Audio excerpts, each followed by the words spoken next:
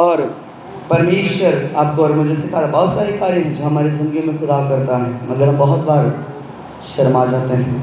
Hallelujah. परमेश्वर की गवाहियों को देने के लिए, परमेश्वर के नाम को महिमा देने के लिए, प्रार्थना करने के लिए, आराधना करने के लिए कई बार हम अपने ध्यान को परमेश्वर से हटा लेते हैं।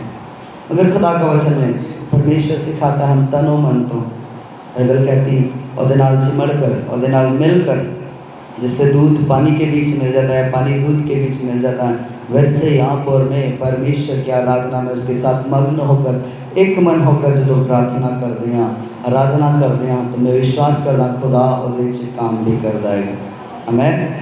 Hallelujah, hallelujah. तो परमेश्वर का धन्यवाद हो आज के दिन के लिए। आइए कुछ समय दे रही परमेश्वर के वचन की ओर जाएंगे। इसी पढ़ांगे हग्गई नबी की किताब, हग्गई नबी की किताब पहला अध्याय इसकी दूसरी आयत।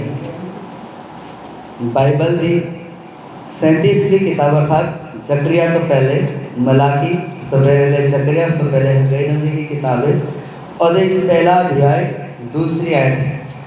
पंजाबी से मेरे ख्याल से हग्गई लिखा गया, हग्गई की किताब अभी पहला बाब और दूसरी आयत में जरा के पढ़े। यहोवा आखदा है कि मैं तुहाडे नाल प्यार कीता, तुसी आखदे हो तैं किवें साडे नाल प्यार कीता। हग्गई नबी की किताब, हाँ जी, हग्गई की किताब। ई सेना दा यहोवा में आखदा है, सेना दा यहोवा यूं आखदा है कि ये लोग कहंदे हन, ए लोग कहंदे हन कि अजे यहोवा दे भवन दे बनाउण दा वेला नहीं आया, अजे यहोवा दे भवन नूं बनाउण दा वेला नहीं आया। ता यहोवा दी बाणी हग्गई नबी दे राही आई, तदो यहोवा दी बाणी हग्गई नबी दे द्वारा आई। भला ये कोई समा है हाँ जी, कि तुसी अपने आप अपने छित्ते हुए कोठा विच रहो हाँ जी, अते जद कि ये भवन बर्बाद पिया है। हालेलुया। परमेश्वर का वचन दोबारा तो जदों हग्गई दे पास पहुंचा, पहले कहंदा सेना दा यहोवा ऐसा आखदा है कि ए लोग आखदे आ कि अजे यहोवा दा भवन बनाउण दा समा नहीं आया। बोले जे खुदा दे घर नूं बनाउण दा समय नहीं है। पर बाइबल में तीसरी आयत से लिखा, फिर परमेश्वर का यहोवा का वचन हग्गई भविष्यद्वक्ता के पास पहुंचा, क्या तुम्हारे लिए अपने छत वाले घर बनाने, घरों में रहने का समय है, जबकि मेरा भवन क्या पड़ा है, उजाड़ पड़ा हुआ है। हालेलुया। बाइबल इतिहास में यदि हम पढ़ते हैं एजरा नबी की किताब, नहम्याह की किताब, जब आप ये दोनों नबियों की किताब को पढ़ोगे, परमेश्वर का वचन कहता है जब इस्राएली लोग 70 साल बेबीलोन की गुलामी में रहकर, दारा राजा के समय में जो फारस का एक राजा था, उसके समय में परमेश्वर का अनुग्रह का दृष्टि हुआ, क्योंकि बाइबल सिखाते दानियल की किताब यदि आप पढ़ोगे वहां पर लिखा गया मैं गैर जाति के राजा को अपने भवन के लिए तैयार करूंगा। परमेश्वर ने दारा राजा के मन को उभारा और उसमें 70 साल के बाद वापस जो इस्राएली बेबीलोन के अंदर गुलामी में थे, वहाँ की गुलामी करते थे, कठिन परिश्रम करने के बाद जब खुदा ने दारा राजा के मन को उत्साहित किया, सुनिए हग्गई नबी का मतलब है उत्साहपूर्वक या उत्साहित करना।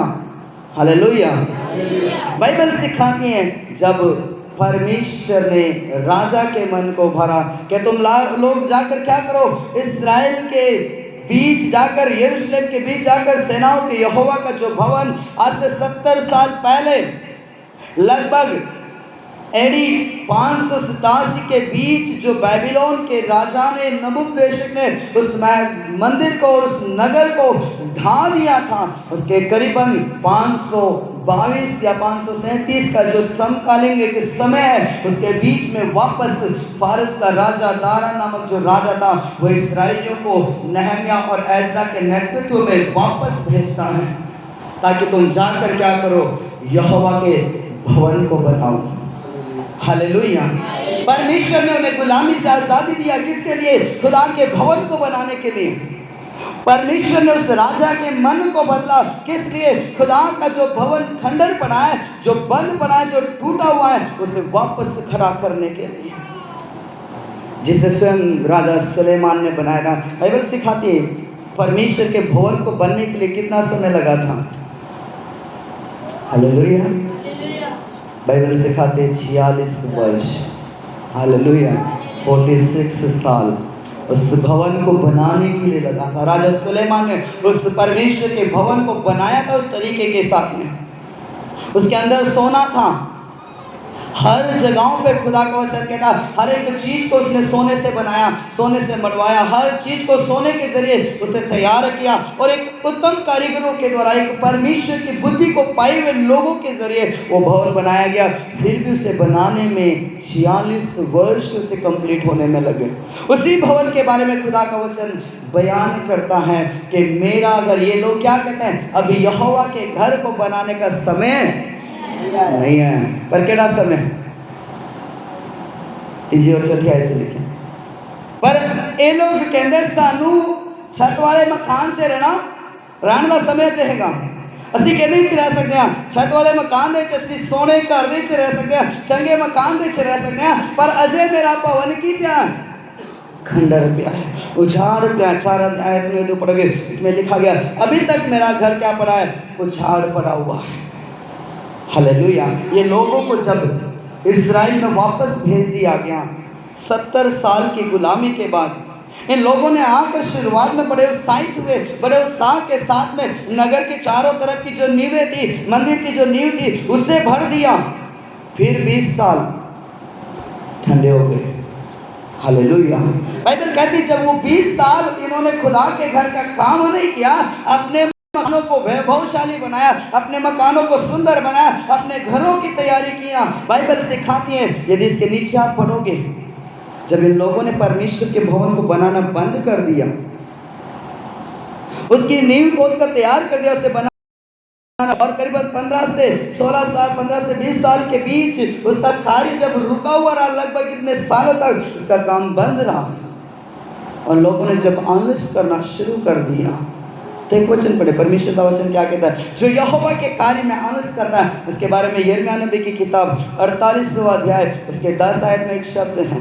यिर्मयाह नबी की किताब 48वां बाब 10 आयत एक शब्द लिखा गया, अगर पहली लाइन से मेरे ख्याल से लिखा है, क्या लिखा, सुनिए, जेड़ा घर यहोवा दा बनान दे आलस करदा हैगा, जो यहोवा दे काम दे आलस में वापरदा हैगा, ओदे बारे बाइबल की कहंदी है, शराबी है ओह। माइक से पढ़े थोड़ा सा। 48:10 शराबी है ओह जिन्हें यहोवा दे काम दा आलस करता है। हालेलुया। श्रापित है वो जेड़ा यहोवा दे काम दा की करदा, लो मैं नहीं कहता तो ये बोल देते हैं। हालेलुया। मैंने नहीं बोला श्रापित है, बाइबल कहती है श्रापित है वो मनुष्य, श्रापित है वो कौम, श्रापित है वो लोग जो यहोवा के काम को किसके साथ करती हैं, आलस के साथ में, ढिलाई के साथ में, ठंडेपन से करती है, सांस ले लेकर करती हैं। वो मनुष्य, वो कौम क्या हो जाती हैं, श्रापित है। परमेश्वर ने इन्हें भी श्रापित किया है। इस्राएली जो लोग बेबीलोन से निकल कर आए, फारस राजा के नेतृत्व में जब ये आए, इन्होंने सिर्फ नींव बनाया, उसके नींव को भरा, बाकी काम बंद कर दिया। बाइबल कहती है हगे नबी की किताब उसके 6 आयत से लेकर, यदि पहले अध्याय उसके 6 आयत से आगे यदि हम पढ़ेंगे तो खुदा का वचन बहुत सारी बातों को उसके अंदर बयान करता है। पढ़े जरा। तुमने बहुत बोया, तुमने क्या किया, बहुत सारा बोया, परंतु थोड़ा काटा। हालेलुया। एक अच्छी बात है, बोया कि ना बो कर गए तो 1 क्विंटल भी जाएगा, पर लाए कि नहीं गए, थोड़ा सा। हालेलुया। तुसी बीजा तो बहुत ज्यादा आएगा, अपनी मेहनत तो बहुत की थी, कमाई बथेरी की थी, मगर तुहाडे कोल आया कि ना जा, थोड़ा जाएगा। हालेलुया। मेरे प्रिय भाई बहन, परमेश्वर का इन लोगों के ऊपर जब श्राप पड़ना शुरू हुआ, परमेश्वर का वचन कहता है तुमने बहुत बोया पर थोड़ा पाया। आगे, तुम खाते हो परंतु पेट नहीं भरता। हालेलुया। तुम पीते हो परंतु प्यास नहीं बुझती। तुम कपड़े पहनते हो परंतु गरमाते नहीं। जी। और जो मजदूरी कमाता है वह अपनी मजदूरी की कमाई को शेद वाली थैली में रखता है। हालेलुया। क्या बोल रहा है, तुमने बहुत पाया थोड़ा सा पाया। तुम खाते हो, पेट नहीं भरता है। तुम पीते हो, प्यास नहीं बुझती है। तुम कमाते हो, तुम कपड़े तो पहनते हो मगर गरमाते नहीं हो। तुम अपनी मजदूर की मजदूरी की, तुम अपनी कमाई को क्या करते हो? मजदूर की कमाई जो कमाते हो उसे कहाँ पर रखा है? छेद वाली थैली से। वही काम हो गया, छलनी लेकर तार कटन चलेगा तो तार तो कटेगा, मजने दूध भी चंगा देता है मगर सारा कितने चला गया? जमीन दे। हालेलुया। जब ਅਸੀਂ परमेश्वर ਦੇ काम ਨੂੰ ਕਰਦੇ ਹਾਂ, खुदा दे ਕਰਦੇ काम ਨੂੰ करना शुरू करते हैं, और जब ਅਸੀਂ परमेश्वर ਦੇ वचन ਦੇ विरुद्ध होकर और दे काम ਦੀ चिट्ठी लाई पाते। परमेश्वर का वचन के अंदर ये लगभग 50,000 लोग नहमिया के नेतृत्व में आए। दोबारा से जब दूसरे लोग आए एजरा नबी के नेतृत्व में, बाइबल कहती है करीबन 40,000 लोग वापस आए। हालेलुया।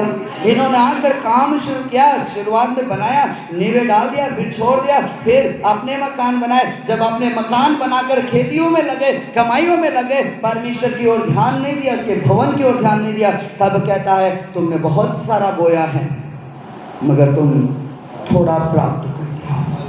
Hallelujah, hallelujah. तुम खाते हो, तुम्हारा पेट नहीं भरता है। आज भी मेरे प्रिय भाई बहन याद रखिए, जो व्यक्ति परमेश्वर से, परमेश्वर के कार्य से दूर है, हम कमाने की बहुत सारी इच्छाएं करते हैं। हम इधर से कमा कर ले आएंगे, उधर से कमा कर ले आएंगे, मगर अंत में मिलता थोड़ा सा है। पूरे सप्ताह कमाया, पता नहीं चलता कमाई कहाँ चली गई। हालेलुया। क्योंकि हम क्या कर रहे हैं? अपने कमाई को कहाँ रख रहे हैं? छेद वाली में। हमने रखा तो है, रखा पर वो टिक नहीं पाया, नीचे चला गया। मेहनत किया, कमा कर लाए, दिन भर पूरा पसीना बहाया, अपने खून का पसीना बनाया, मगर फिर भी जो मजदूरी शाम को मिला वो मजदूरी भी आपके और मेरे पास नहीं रहा। हम पूरी फसल को तैयार करते हैं, मेहनत के साथ में अपनी जमीन में बीज बीजते हैं, मगर बोया ज़्यादा था, लेकर थोड़ा सा लौटे हैं। इसकी साथ है क्या कहते हैं? यहोवा तुमसे जो कहता है, अपने अपने चाल चलन पर सोचो, पहाड़ पर चढ़ जाओ और लकड़ी ले जाओ और इस भवन को बनाओ, और मैं उसको देखकर प्रसन्न होगा और मेरी महिमा होगी। हालेलुया। इसलिए खुदा 7वीं आयत में बयान करता है, सेनाओं का यहोवा यूं कहता है, अपनी अपनी चाल के ऊपर क्या करो? सोचो, तुम क्या चाल चलते हो। उसके 5 आयत में भी यही शब्द लिखा है। इसलिए सेनाओं का यहोवा यूं कहता है, अपनी अपनी चाल पर ध्यान करो। सुनिए, ध्यान करो और सोचो। 2 बार ये शब्द